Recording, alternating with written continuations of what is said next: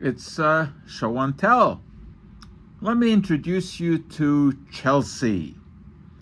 I'm not sure exactly how she fits into Barbie world, but she is a Barbie product, and I like Chelsea for several reasons.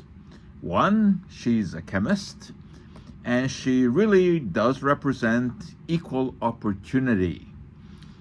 She is female, she's a lady of color, but best of all, she is a chemist.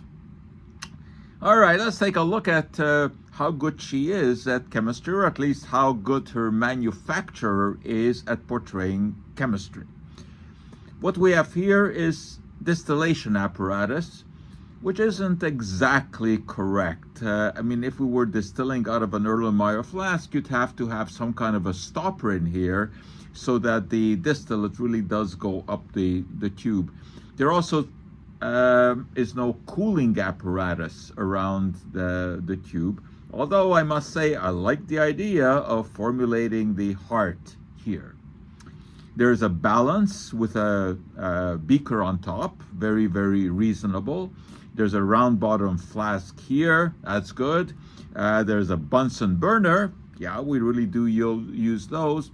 There's a microscope, well, very rarely in chemistry do we use a microscope.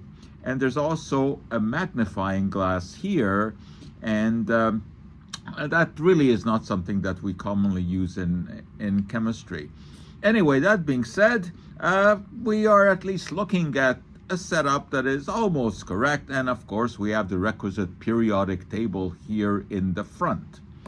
Now Barbie also has a blackboard behind her, and I look at those things quite carefully whenever I see, a movie or a TV show that portrays chemistry. There's always a blackboard, and usually the information that you see on there is all jumbled, and so I look at this quite carefully, and it is almost all correct, except that there's a little bit of a error at the top where they have an oxygen with a single bond to a carbon, and that is not right. But most of it they do get right, and I like the idea that we have a young female of color properly wearing safety glasses, wearing a lab coat, and doing some chemistry. And that for today is our show and tell.